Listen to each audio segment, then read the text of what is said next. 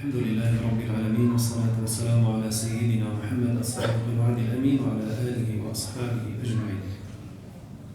وبعد أيها الأحباء، مهما تكلمنا عن الوقت وعن أهمية الوقت لا نوفي هذا الموضوع حقه، لأنه حقيقة كلياتنا واقعين بهذا فخ تضييع الأوقات. تسأله لواحد ليش عم تروح على السهرة أو عم تروح على القهوة، شو بيقول لك؟ عم ضيع وقت. يعني عم يصرح بها، أنا بضيع الوقت، عم ضيع الوقت. يا خسارة، تضيع الوقت. هذا لو أن في بيتك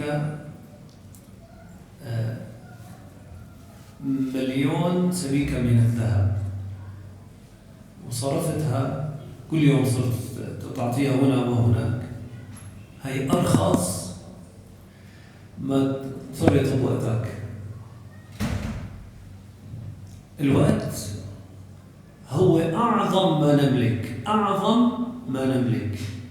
لذلك بدنا نعمل شيء اسمه فقه الأولويات. فقه الأولويات شو يعني فقه الأولويات؟ يعني إذا كان عندي أمر فرض وأمر سنة، شو بقدم؟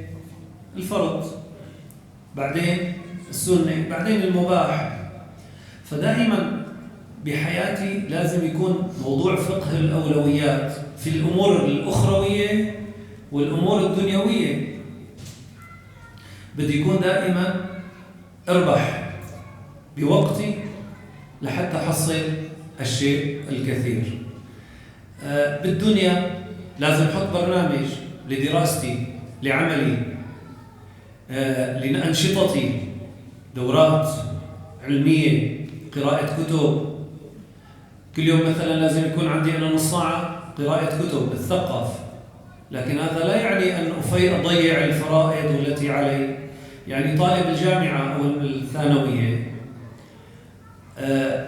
الفرض اللي عليه أن يتقن دروسه في الجامعة وفي المدرسة. فلو قال والله أنا بدي أتثقف وبدي أقعد أقرأ كتب علمية ودينية وأدبية ويهمل جانب الدراسة، هل هذا مقبول؟ غير مقبول، مع أنه يفعل شيء صحيح، لكن في هناك ما هو أولى وما هو أهم يتعلق بمستقبله. من لا يا حبيبي، هلأ عود دروس، وإذا زاد معك وقت تقرأ الكتب الثقافية. هذا من فقه الأولويات. واحد طالب بكالوريا قال والله أنا هي السنة بدي أحفظ القرآن. بنقول لك يا أبي أنت بكالوريا، والبكالوريا متعلقة أو أنت متعلق بالبكالوريا وبمصيرك. كل أعمالك المستقبلية متعلقة بهي السنة. هلأ حليلك تحفظ قرآن، طيب وين كنت هلأ 12 سنة قبلها؟ الآن بنقول له عود ركز على دراستك واقرأ قرآن من دون حفظ. لما تتخرج احفظ القرآن. أما الآن في عندك فرض الواجب وفرض الوقت الذي هو الدراسة.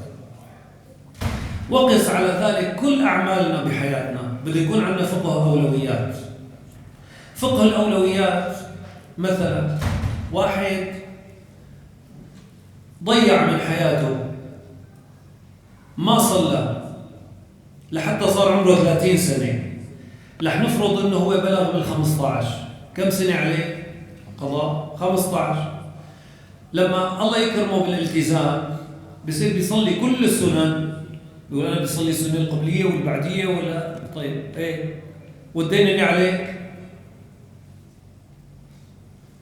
يقول الفقهاء في ذلك تسقط عنه السنن. فقه الأولويات بيقولوا لازم يقضي، لأنه كل 70 ركعة سنة تعادل ركعة فرض. شوفوا، كل 70 ركعة سنة تعادل ركعة فرض. فالأولى بك أنك تقضي ما عليك، تحط برنامج، يكون معك دفتر وعم تسجل كل ما صح لك تقضي آخر ما عليك، نويت أن أصلي لله تعالى آخر ما علي من صلاة الصبح، آخر ما علي من صلاة الظهر، آخر ما علي من صلاة العصر، وهكذا كله بيسجله، حاطط خانات لصلاة الظهر العصر المغرب العشاء الصبح، بيحط واحد فيها، فبيحصيها بطريقة ما. هذا من فقه الأولويات. شايفين أخوان؟ واحد عليه قضاء صيام، مر عليه 10 رمضانات ما صام، يقضيهم. تصوم نافلة؟ لا تصوم، لا تصوم أخي 6 من شوال، لا تصومون، صوم القضاء تبعك. هذا من فقه الأولويات. إذا في أمور كثير بحياتنا نحن بنقدمها نفكر حالنا إنه نحن صح، نحن مو صح. أنت عليك دين، بتدين من الناس كثير وجاك مصاري، تروح تتصدق للفقراء؟ ما بيصير أصلا، ما بيصير تتصدق. تجمع المال وتعيده إلى صاحبه. في عندك فرض، أرجع المال لأهله. حتى قالوا إنه المديون من فقه الأولويات إنه ما يأكل فاكهة، لأن التفكه هي زيادة رفاهية، ما بيجيب فاكهة، بيجيب الأكل الضروري على بيته لحتى يوفي ديونه. هذا من فقه الأولويات يا أخواننا. فنحن حياتنا مخربطة، لا عم نعرف شو اللي صح وشو اللي بدنا نبدأ فيه وشو اللي بدنا نأخره وشو بدنا نقدمه. شلون أنا بدي أعرف؟ بتحط كل شيء عندك، بتكتبه أو بترتبه بذهنك وبتنظمه على هذا الأساس. هذا فرض ولا مندوب ولا سنة ولا مستحب ولا مكروه؟ بدنا نعرف، نحطه بالجدول. هذا لمن يعمل. نحن عم نحكي على اللي عم يعمل، بس المشكلة بقى على مين؟ اللي ما عم يعمل. يعني ماذا أقول؟ بيجي واحد اتصل فيني، أستاذ والله بدنا مساعدة. خير والله، كدتي على قدها وما شو عم تشتغل؟ والله ما عم لاقي شغل. بيشتغل كل شيء بس ما عم لاقي شغل. بيشتغل طيار وحداد ونجار وقاعد. شو هذا؟ شو هذا؟ تمتلك كل هالمصالح وما عم تلاقي شغل؟ بيقولوا اللي بيشتغل كل شيء ما بيعرف شيء، مو هيك؟ تخصص، عمل اختصاص. لو ما عم تشتغل باختصاصك، والله بروح بعمل بسطة خضرة، بعمل بسطة أواعي، بحط كم بنطلون ولادي كنزة ولادي وبيعه لحتى يجي شغلي اللي أنا اختصاصي فيه. وما بقعد ولا بقول للناس، لأنه يا أخواننا اللي سواء بيتصل تليفون أو بيجي بيطلب، إذا الآن عم يهدر كرامته. مين ما كان اللي عم يحكي، مين ما كان يبذل كرامته لما يقول له أعطيني أو ساعدني. ليش أنت تبذل ماء وجهك؟ الإنسان عزيز، أنا ما بطلب إلا من الله عز وجل، وبروح بلحق بالصخر ولا بدق على باب إنسان بقول له أعطيني طعميني. بدي يشتغل مطلوب مني. اتصلت فيني إحداهن حرداني عند أهلها. ليه؟ جوزي قاعد بالبيت والآر أنا وياه طول النهار، عملي هيك وساوي هيك وبدي هيك، ما عم يشتغل. خربيت شيطانك لك، ما عم تشتغل كمان عم تضايق في المرأة. روح اطلع لي لك شغلة، لك روح اشتري خبز وبيعه وتربح. لا تضل تبقى قاعد بالبيت. هذا ضروري يا اخواننا. فاللي بده ينظم وقته والله بيقدر ينظمه، واللي بده يلاقي عذر للراحه بيلاقي 1000 عذر، مو عذر 1000. تعرفون صاحبين الاعذار، بتقول له هيك بيقول لك هيك، دائما عنده جواب شو؟ حاضر. لانه هيك انا ما عم بيصير معي هيك، بعمل هيك بيصير هيك، ببرر لك. ومثل ما قالوا التبرير عدو التغيير. التبرير لما تشوف واحد عم يبرر كثير معناته ما بده يتغير ولا بده يصلح. كل ما بتقول له على شغله بيقول لك لانه انا هيك، لانه هيك، وهي لانه هيك، وهيك انا عملت، انا ما اخطأت بس لانه هيك صار هيك. اعترف بخطأك. الاعتراف بالخطأ هو أول خطوة لتتغير. أما أنا ما خطأت، أنا مبرر، والله أنا لا، يعني أنا هيك عملت لأنه كذا، هذاك كذا.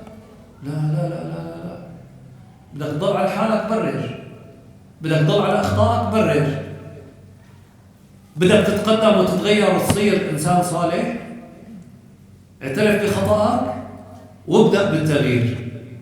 لو أنا مخطئ، وهي صعبة على بعض الناس أنه يعترف بخطأ، يقول له مثلا لأخوانه أو أخواته بالبيت أو أمه أو أبوه أنا مخطئ بعتذر، لا هي كبيرة كتير.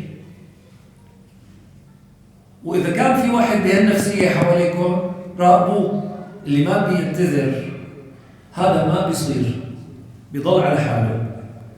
أول شيء ما بيعتذر وما بيقبل النقد وبيبرر، ما بيرضى يعتذر، بيبرر لك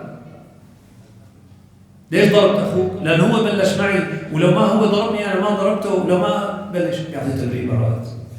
وهكذا هي الأمور الصغيرة، وأيضا الأمور الكبيرة نفس الشيء. فنحن يا أخواننا بدنا نتغير. ليش؟ لأن الله سبحانه وتعالى قال في كتابه العزيز إن الله لا يغير ما بقوم حتى يغيروا ما بأنفسهم. شلون يعني؟ يعني الله ما بيخلق فيك الهداية لحتى تقرر أنك أنت تقول يا رب ارزقني الهداية، تعمل أسباب الهداية. الله بيهديك. يا رب أنا بدي أصير منيح وأعدي مع الشلة العاطلة، شلون بدك؟ شلون الله بيهديك؟ اطلع منه، لك لا تجلسه، لا تقعد معهم، قالوا عم بتسلى، أنت منهم، عم تفرج عليهم، أنا بتفرج ما عم بلعب معهم، أنت منهم. غير البيئة، روح لمكان ثاني، روح مع الصالحين. مو هيك؟ فالتغيير من الله عندما يرى منك إرادة التغيير وخطوة التغيير، ساعتها الله سبحانه وتعالى يغير فيك. والإنسان قد ما كان عمره يا أخواننا يستطيع أن يتغير. يقولوا أنا راح العمر، هلا وين بدي يتغير؟ طبعي، الطبع يتغير. قال عليه الصلاة والسلام إنما العلم بالتعلم والحلم بالتحلم. العلم والجهل معروفين، هذا أمر عقلي. أما الحلم هو خلق. كيف أنت بتصير حليم؟ بالتحلم، يعني بتأخذ الأسباب لحتى تصير حليم. إذا هناك أخلاق تكتسبها من خلال الدربة والمجاهدة. إذا غيرت، لكن أنت أخذت قرار التغيير، الله بيعطيك. الشيخ زكريا الأنصاري كان عمره لما قرر يتعلم 58 سنة. ابنه تخرج من جامعة الأزهر، اجى على الصعيد، قال له أبي أنا أخذت شهادة الأزهر إجازة في الشريعة. قال له شو يعني؟ قال له يعني إجازة في الشريعة. طلع هيك الأب، قال أنا قاعد هون قضيت حياتي بالعمل أو الفلاحة، ما بيعرف يكتب اسمه. فقرر، شوفوا لحظة هي، قال قرر يروح يتعلم ونفذ القرار. ودع أهله، قال لهم أنا رايح أطلب العلم. 58 سنة رايح أطلب العلم. نزل على القاهرة وسأل عن الأزهر وفات، قال له أنا بدي أتعلم، جاي ما بعرف شيء. تعلم الأبجدية، حروف الهجاء، بعدين عرف يقرأ، بعدين وهكذا بلشت معه الحكاية. شيئا فشيئا قرأ القرآن، حفظ القرآن، قرأ التفسير، قرأ العربية، قرأ العلوم، حتى صار شيخ الأزهر. صار هو شيخ الأزهر. بعدين صار شيخ الإسلام لما صار عمره 110 سنوات. هلا بكتبه له كتب، شيخ الإسلام الشيخ زكريا الأنصاري. إمتى قرر يغير حاله؟ 58. نحن واحدنا متى ما فات بال40 45 شو بيقول لك؟ أنا حسلم لوحات أستاذ خالد. لك وين خالد؟ لسه هلا بلشنا. لك خالد راحت عليه، شو بدي يتعلم؟ شو بدي يشتغل؟ شو بدي يساوي؟ بيقعد بيدور قدامك لسه الحياة قدامك. شوفوا النبي صلى الله عليه وسلم على قيمة الوقت شو قال لو قامت القيامة وفي يد أحدكم فسيلة فليغرسها، يعني شتلة قبل ما يموت، بس يغرسها ويموت. غرسها، لا تقول حالك والله أنا خالص أنا مسلم. نو. في واحد عم يقول له، وأنا عم بقول له عمو أبو فلان وعمو أبو فلان، شو عم؟ قال لك والله يا عمو راحت علينا. عم بسأله عن عمره، عم طلع أصغر مني. أنت لا سكت.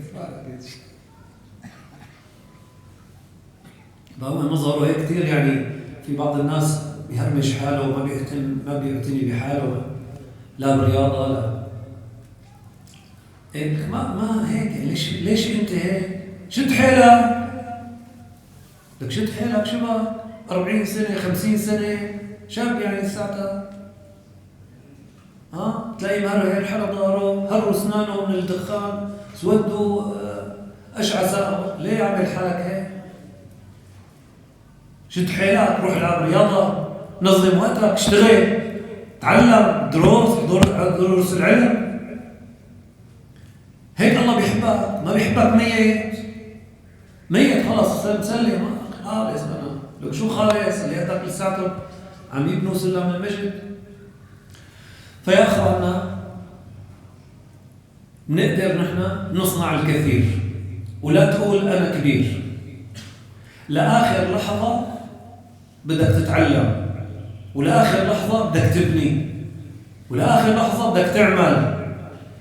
الامام احمد شافوه حامل المحبره، إمام أهل السنة والجماعة، قالوا له حامل المحبرة وأنت الإمام، أنت يعني ليش في حدا تكتب وراء؟ أنت إمام الدنيا. قال مع المحبرة إلى المقبرة. خلص ما شو يعني مع يعني ضل عم بطلب العلم لحتى أموت. خلص هاي حياتي. أرجو منا جميعا أنه نغير من حياتنا، من نمط اللي عايشينه، وما بتتغير إذا ما غيرت شيء. يعني بالكيمياء لما تدخل عنصر أو عنصرين دائما النتيجة حسب العناصر. دخلت عنصرين حيطلع النتيجة. طيب إذا عدت التجربة 1000 مرة حتتغير النتيجة؟ بتتغير؟ ما بتتغير. إمتى بتتغير النتيجة؟ بتضيف عنصر آخر، تشيل عنصر، تغير النتائج. أما طالما نفس الإدخال رح يكون نفس الإخراج. والله ما عم حاول، ما عم بتغير. ما أنت ما أدخلت شيء وما نزعت شيء لحتى تتغير. فلا بد أنه نحن نقرر ولا نبرر وننطلق. وبإذن الله تعالى لما تستعين بالله عز وجل، الله عز وجل بغيرك نحو الأفضل لحتى تصير إنسان فعال وليس إنسانا قوال، وتصبح مفيدا لأهلك ومجتمعك وتغنم الآخرة بإذن الله تعالى. وصلى الله على سيدنا محمد وعلى آله وأصحابه أجمعين. الحمد لله رب العالمين.